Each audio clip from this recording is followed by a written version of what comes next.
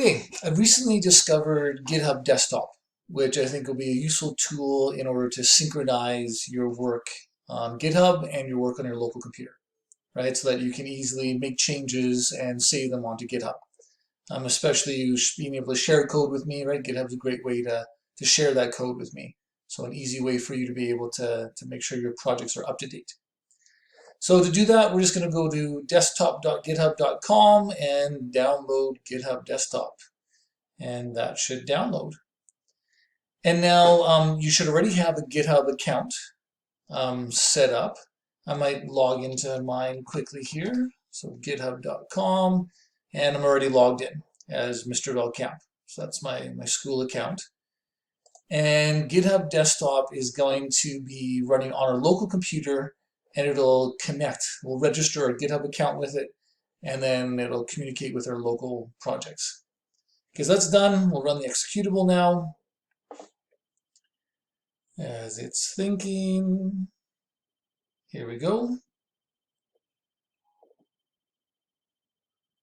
Kind of. At least they've got the flashing stars in the background and stuff. I don't know why this is taking, opened up on my other window here. Let's see if I can move that over. There we go. Okay, so great, we can seamlessly contribute to projects, sign in below. So we've already created an account, so we're just gonna sign into github.com. So Mr. Veldkamp is my username. Let's see if I can remember my password. Awesome. So it configures Git. Git is basically what GitHub uses. Git is the version control stuff, and I think we can just leave this all the way it is and hit continue. And no thanks, and finish. Okay, let's get started. So here's my GitHub Desktop window. They've got a tutorial repository, clone from the internet, create a new repository, add an existing from your hard drive. So lots of stuff here. You can drag and drop. Cool. So what I'm going to suggest, and look, they even, because I've logged in, right, they even recognize my repositories here. So I could select one of these. But why don't we just start by doing a task like creating a new repository on your hard drive. Okay, so we want to start a brand new project. Okay, so I do that.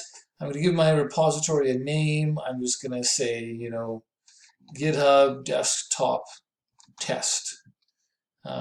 Testing out a GitHub Desktop repo. And I can choose where to do this. So I'm going to choose, and I'm going to go, I've got this programming folder that I had a little template in there. I want to choose that folder, and I want to keep all my repositories in my programming folder. So I'll select that. Great. And initialize it with a README is usually a good idea. And the git ignore and license we're not going to worry about for now. So I can create that repository. Cool.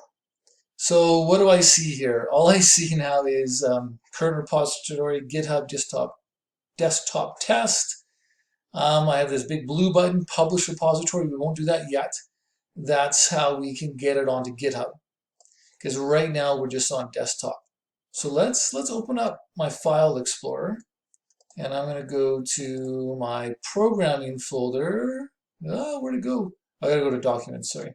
Documents, programming folder, and you can see that GitHub Desktop Test was created, and I was going to say it's empty. Not quite empty. On View, I've got it showing hidden items. So you can see this .git, which is a hidden folder, and it's got this .git attributes in that README file. So this is what GitHub Desktop set up when I created a new repository. It has those Git settings that it requires. So I'm going to open this up with Visual Studio Code. I'm just going to right-click on the folder and open it with code. And you can see those files there. So in the README, testing out a GitHub Desktop repo, this is a test. And I'll hit save on that README. So now when I go back to here, you can see that on my GitHub Desktop that's running, it showed that there was a change, right? It showed me I added this line here. That's pretty cool. Okay, if I want to save that change to my my repository basically, or commit that change so that it keeps up to date. That's what I do right here, commit to master. And it gives me an automatic title, which I can edit if I want to. I think I can. Yeah, we can edit that, but there's the default. And I can just say, added a line to the README file. And we say commit to master. So that basically saved those changes that I have. And I can go to my history now. And in my history, there was the initial commit. And then there's this update README. And it gives me the description and what was changed. Right? So that's pretty cool, even just for on your local computer for version control. So I could do something else. I could add a new file, index.html. And I'll just do my little exclamation mark tab to get a default template here. And just say hello. And I'll save that. Okay. If I go back to here now, changes 1, and index.html was created. Right? Create index.html, new index.html page. Commit to master. Now it's updated those changes, and I can see that all in my history. So it keeps track of the changes that happen. Okay. Now this is all local on my computer. Okay. If I want to save this on GitHub Desktop, I want to either click here or click here to publish the repository. Okay, so I'm going to publish this to github.com. We can keep that name. It's got a description. I can choose to do private or public. I'm going to keep it as a public one. And I have an organization set up, but you can add it to your GitHub organization or just to your master, your username, basically.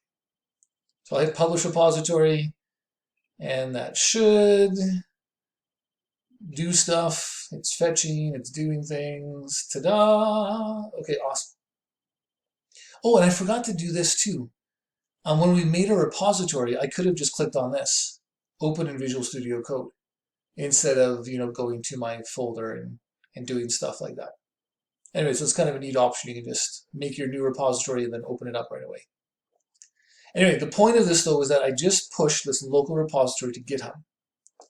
So if I go to my GitHub now, I should see, where should I see this? If I go to, maybe if I click on here and I go to my repositories, it should show me, yeah, the most recent one is at the top here, 1 minute ago.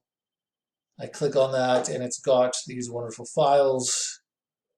There it is. Okay.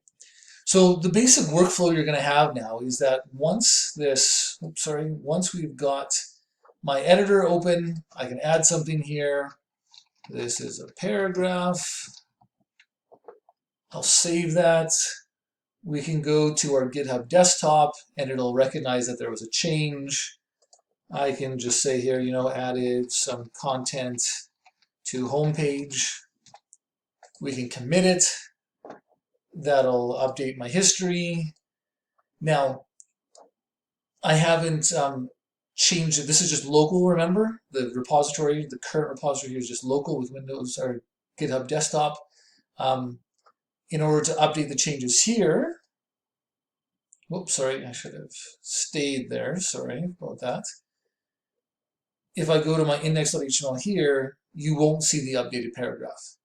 That doesn't happen until we push. So whatever recent commits that I did, it'll now push that to my online repository, which if I now refresh this, it'll show the updated changes there. Okay, so that's one way to do this, right? You just make your changes here, go to GitHub Desktop, commit those changes, and then push. And you can kind of keep everything synchronized nicely. Now, another cool thing about this is let's close this. And I'm going to go here and I'm going to delete this. And like, oh, oops, I accidentally hit delete. It's gone. How do I get it back? I go to my recycling bin. Oh no, something's crashed with my recycling bin. I can't get it. Well, the beautiful thing here is that, you see this too. GitHub Desktop says, hey, I can't find this current repository that I'm supposed to be using. But the beautiful thing is it's saved on GitHub online. right? We still have that code. We're not going to lose it. So I can simply say, hey, I can't find it. Let's clone again. So clone is it'll make a copy from GitHub Desktop. So we'll clone that. It created the document again. I can click open in Visual Studio Code. And I am not freaking out because I restored my project because it's saved on the cloud in GitHub. Okay, don't need to show that. Okay. Anyway, so that's really cool. Now, of course, sorry, I'm clicking all over the place here. Of course, we can make new repositories. So file, new repository. And again, oh yeah, so this would be creating a new project again. I'm going to cancel that. We can add a local repository. Now, I don't think this is going to work. If I go here and I try to choose this, so this repository has that .git stuff, right?